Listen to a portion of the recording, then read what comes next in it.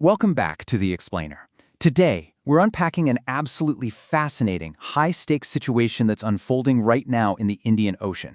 We're looking closely at India's strategic backyard, Sri Lanka, and the complex, frankly intense, naval deployments that are actively reshaping the balance of power in the region.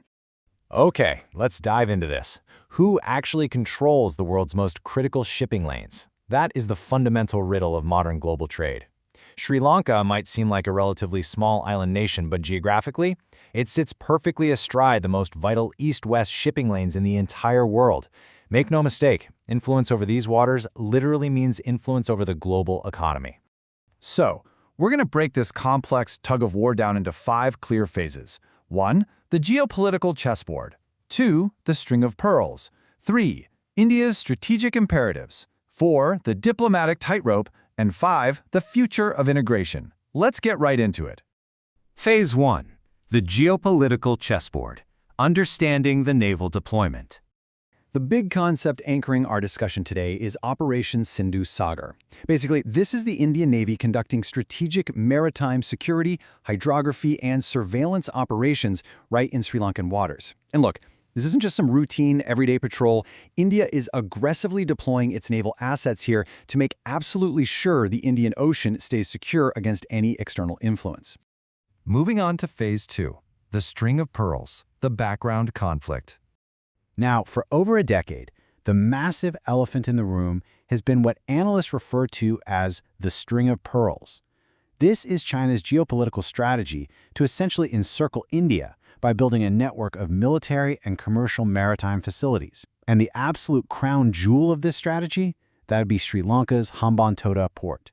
It was notably leased to Beijing for a staggering 99 years. I mean, that's practically an entire century.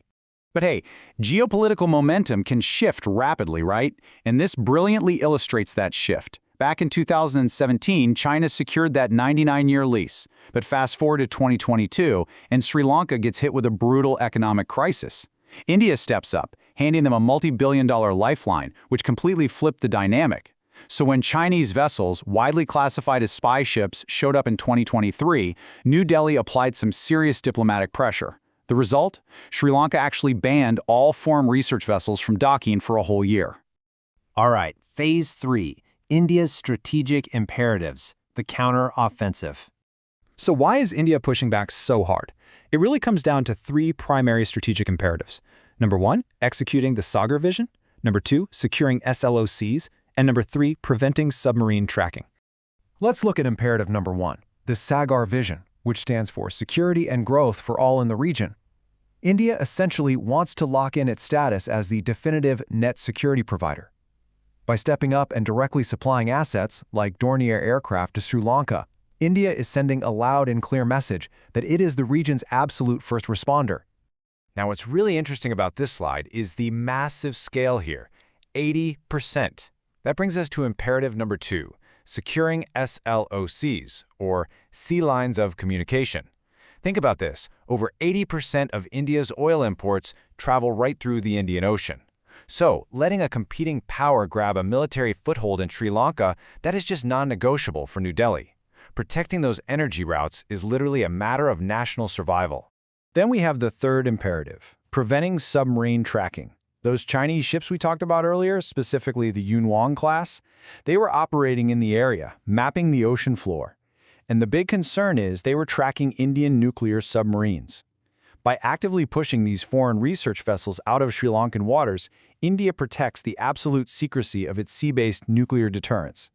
Which brings us to Phase 4, the diplomatic tightrope, navigating the hazards. Now, while India is heavily focused on its security needs, we absolutely can't ignore the economic reality on the island. Check out that slice representing Beijing. China holds roughly 10% of Sri Lanka's total foreign debt. Our sources explicitly identify this as a debt trap, and it creates some extremely severe complications for Sri Lanka's sovereignty and how they navigate their foreign policy. Because of that massive debt, Sri Lanka is essentially trapped on a tightrope. Just picture it. On one side, you've got their primary financial creditor, China, holding immense economic leverage over them. But on the other side, you have their immediate security guarantor, India, the neighbor who literally just bailed them out of an economic collapse. It's this constant, delicate balancing act between immense financial obligations to Beijing and critical national security reliance on New Delhi. And zooming out for a second, this regional tightrope has huge worldwide implications. The U.S., along with its Quad partners, are fully supporting India's assertiveness in Sri Lanka. Why? Because keeping China from establishing a permanent military presence in the Indian Ocean is a shared fundamental objective. It is all about maintaining a free and open Indo-Pacific. Finally, Phase 5, the future of integration, the endgame. So where is this all heading? Well, India's strategy is evolving rapidly beyond just naval deployments. The endgame here is total economic integration. Right now, as we speak, major infrastructure plans are underway. We're talking about massive cross-border power grids, direct petroleum pipelines, and get this, even a proposed land bridge physically connecting Tamil Nadu in India directly to Sri Lanka. So the crucial point is that the ultimate goal of all this physical integration is to create irreversible economic interdependence. By inextricably linking their economies, India makes it practically impossible for any future Sri Lankan government to just pivot back to China without completely wrecking their own domestic economy. It's a highly calculated strategy of long-term economic locking. All right, before we wrap up this explainer, let's lock in the core concepts.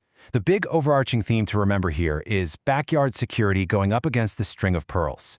The vital factors driving all of this are the Sagar vision, India acting as a net security provider, the fierce contention over the Hambantota port, and of course the absolute necessity of protecting those SLOCs. So here's a thought to leave you with. As this massive economic and infrastructure integration deepens, will the Indian Ocean successfully remain a zone of peace, stabilized by India's security umbrella? Or are we simply watching the board being set for the next great theater of superpower conflict? Thank you so much for joining me for this explainer. Keep asking those big questions, and I'll catch you next time as we continue to unpack the fascinating world around us.